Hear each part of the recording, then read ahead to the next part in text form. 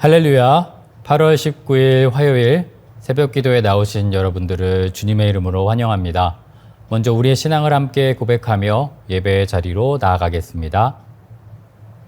나는 전능하신 아버지 하나님 천지의 창조주를 믿습니다. 나는 그의 유일하신 아들 우리 주 예수 그리스도를 믿습니다. 그는 성령으로 잉태되어 동정녀 마리아에게서 나시고 본디오 빌라도에게 고난을 받아 십자가에 못 박혀 죽으시고 장사된 지 사흘 만에 죽은 자 가운데서 다시 살아나셨으며 하늘에 오르시어 전능하신 아버지 하나님 우편에 앉아 계시다가 거기로부터 살아있는 자와 죽은 자를 심판하러 오십니다. 나는 성령을 믿으며 거룩한 공교회와 성도의 교제와 죄를 용서받는 것과 몸의 부활과 영생을 믿습니다. 아멘. 함께 기도하겠습니다.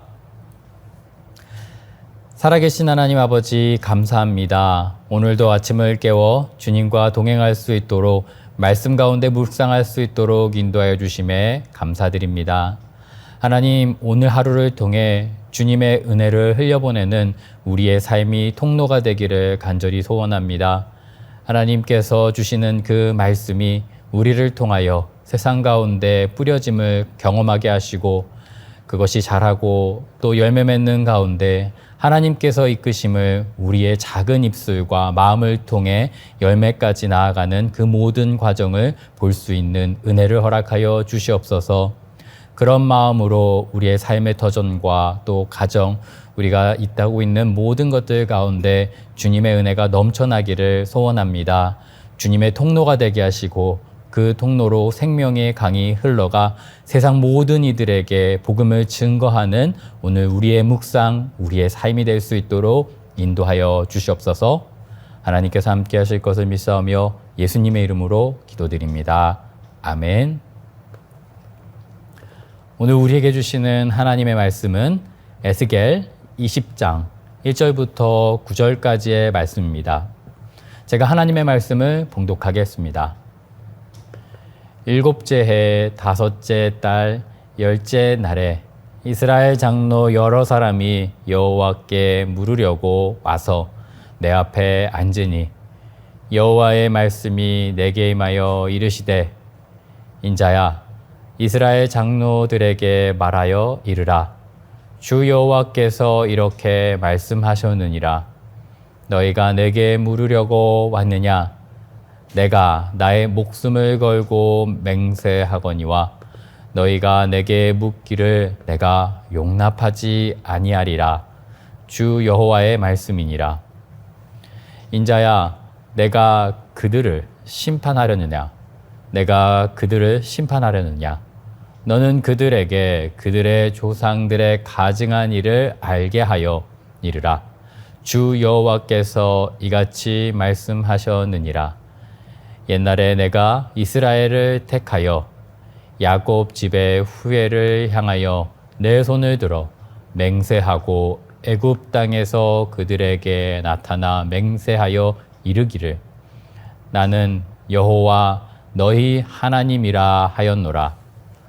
그날에 내가 내 손을 들어 그들에게 맹세하기를 애굽 땅에서 인도하여 내어 그들을 위하여 찾아두었던 땅, 곧 젖과 꿀이 흐르는 땅이요 모든 땅 중에서 아름다운 곳에 이르게 하리라 하고 또 그들에게 이르기를 너희는 눈을 끄는 바 가증한 것을 각기 버리고 애굽의 우상들로 말미암아 스스로 더럽히지 말라.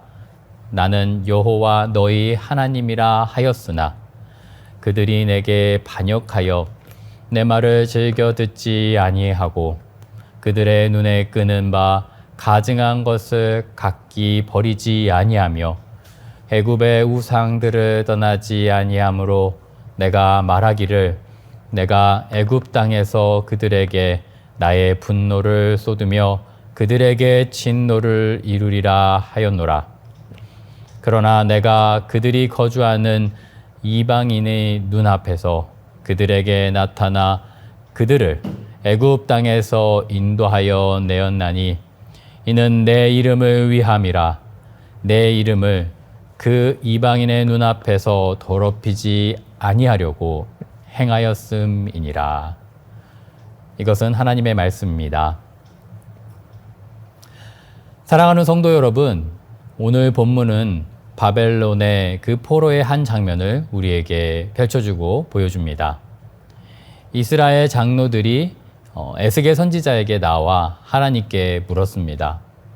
그런데 하나님의 대답은 차갑게 들려집니다. 내가 너희의 묻기를 용납하지 아니하리라. 마치 굳게 닫힌 문 앞에서 거절당한 듯한 그런 느낌입니다. 우리가 생각하는 하나님은 자비롭고 은혜로우신데 왜 이렇게 냉정하게 말씀하시는 것일까 묻게 됩니다. 우리는 그런 단면적인 평가에서 조금 떨어져 좀 더 살펴볼 필요가 있습니다. 이 장면 속에는 오랜 세월 쌓인 하나님의 탄식과 끊임없는 사랑, 은혜, 이것이 교차하는 장면입니다. 하나님의 질문에 하나님께서는 답하지 않으셨습니다. 대신 장로들에게 먼 과거의 사건과 이스라엘 백성들의 행동을 말씀하십니다. 바로 애굽 시대 430년간의 종살이 시절을 말씀하십니다. 그곳에서 이스라엘 백성은 아무 힘도 아무 능력도 없었습니다. 애굽의 강대함 앞에 그들은 하나님께 부르짖었고 그 부르짖음은 메아리처럼 울려 퍼졌습니다.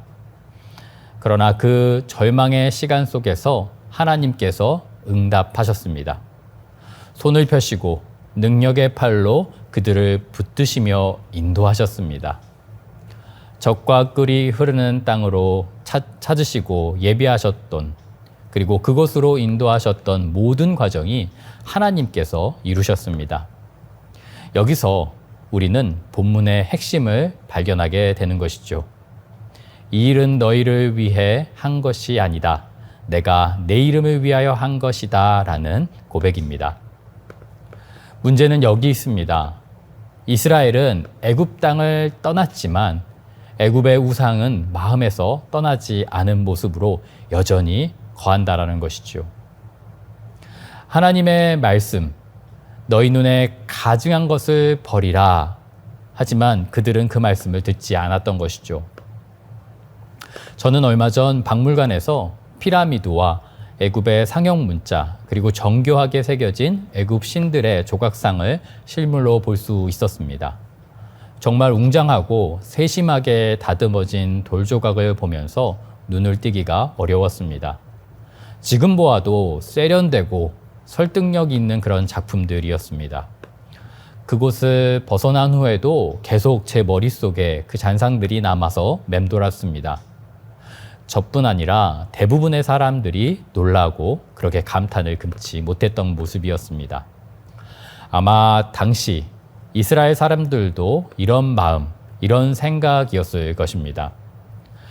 이스라엘 백성들에게 애굽의 작품과 문자, 그리고 그 속에 담겨진 의미와 내용은 포로기를 보냈던 그들을 압도하였을 것입니다. 그래서 그들은 보이지 않는 하나님보다 보이는 애굽의 우상들의 마음을 두었던 것이죠. 그렇게 이스라엘 백성들은 애굽 포로기 약 430년을 거했습니다. 당시 통치자들은 과학이라는 또 문화라는 이름으로 사람들을 다스리는 수단으로 이 모든 것들을 이용했을 것입니다. 대를 거쳐 지배자 애굽인들은 사람들을 쇠뇌시켰고 문화적인 부분들로 이용했을 것입니다. 참 안타까운 것은 현재 몇몇 나라들에서 이런 모습이 활용되고 자신의 이익을 관철되는 모습들이 남아있다는 점입니다.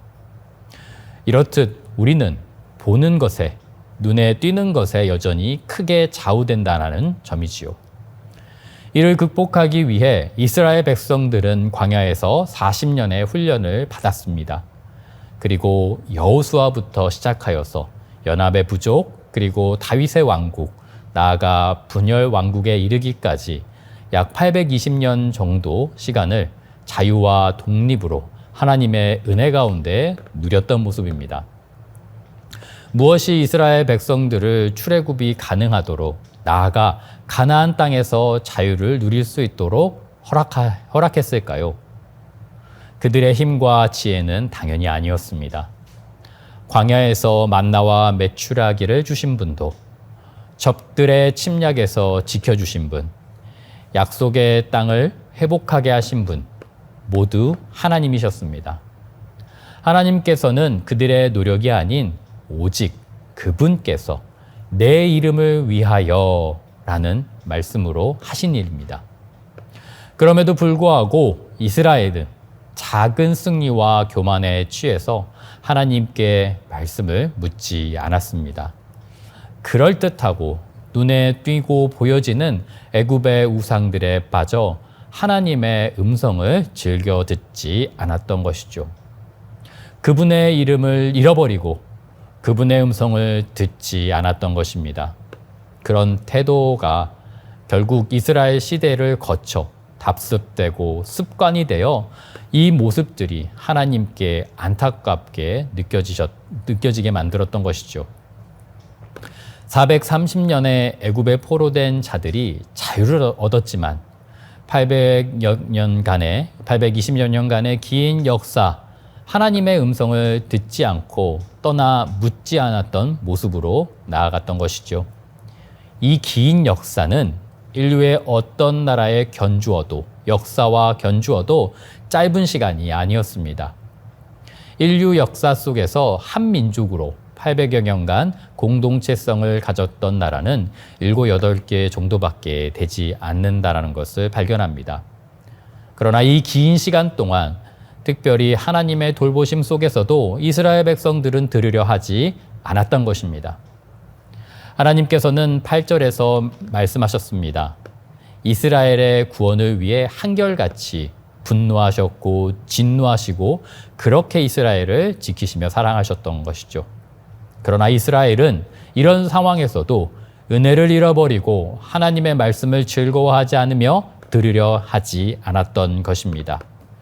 이 긴 세월을 하나님께서 오래 참으시고 이제 하나님의 새로운 계획을 위해 멸망을 앞둔 이스라엘에게 그렇게 응답하지 않겠다라고 말씀하시는 것입니다. 9절의 말씀을 살펴봅니다. 그러나 내가 그들이 거주하는 이방인의 눈앞에서 그들에게 나타나 그들을 애굽 땅에서 인도하여 내었나니 이는 내 이름을 위함이라. 내 이름을 그 이방인의 눈앞에서 더럽히지 아니하려고 행하였음이라. 여기서 이름 때문에라는 이 모습은 단순히 장식 혹은 수사가 아니지요. 성경을 통해서 관통하며 깊은 신학적인 맥락 속에서 등장하는 하나님의 마음을 드러내는 선언입니다. 하나님께서는 이스라엘을 끊임없이 불순종에서도 죄악 속에서도 불구하고 그들을 다시 구원하셨습니다. 왜냐하면 하나님의 이름 안에 언약 안에 이스라엘 백성들을 두셨기 때문입니다. 하나님의 성품과 명예 그리고 거룩하심을 스스로 지키시기 위한 하나님의 모습이었던 것이죠. 이사야서 48장 9절에서도 이와 같은 소리가 들려집니다. 내 이름을 위하여 내가 노하기를 더디할 것이며 내 영광을 위하여 내가 참고 너를 멸절하지 아니하리라. 하나님은 진노를 거두시고 완전히 무너져야 마땅한 이스라엘 백성을 보존하시며 2번, 3번 그 이유를 강조하며 말씀하십니다. 그것은 이스라엘의 의로움 때문이 아니라 오직 하나님의 이름과 하나님의 영광 때문이었습니다. 그 이름에 성품과 약속의 보증, 언약의 백성을 끝까지 붙드시는 이유를 담고 있는 것입니다. 그것은 우리의 선함이 아니라 하나님의 신실함이 나타나 있는 표현을 압축적으로 나타내는 것이죠. 그래서 이 표현은 우리에게 은혜와 긍휼의 근원이 어디에 있는지를 알려줍니다. 하나님께서 심판하시기도 또 자비를 베푸시기도 하는 모든 그 기준, 그 기준은 이스라엘의 착함이 아니라 하나님의 이름 때문이었습니다. 그 근거는 언제나 하나님의 이름이었고 그것은 곧 하나님의 절대적인 은혜를 드러내는 표현입니다. 그러나 에스겔서를 읽다 보면 그 속에서도 계속적으로 발견되는 또 하나의 하나님의 뜻을 우리는 발견할 수 있습니다. 그것은 하나님께서 에스겔을 통해 반복적으로 나타내시며 들려주시는 그런 메시지입니다. 에스겔서에서 이렇게 고백하지요. 지금이라도 회개하면 내가 회복하겠다라는 메시지로 전체를 흐르고 있습니다. 듣지 않는 귀, 그리고 돌 같은 마음을 버리고 회개로 나아온다면 결국 회복을 주신다는 메시지인 것이죠. 오래 숙고하는 것도 우리에게 필요하지만 하나님 앞에서 즉시 묻고 회개하며 다시금 순종하러 나아가는 자세도 우리는 기억해야 합니다. 때를 놓치지 않는 민첩한 순종이 하나님의 은혜를 계속적으로 경험하게 하며 하나님 앞에 나아갈 수 있도록 만들기 때문입니다. 그렇다면 이제 우리는 어떻게 해야 할까요? 첫째로 하나님께 물어야 합니다.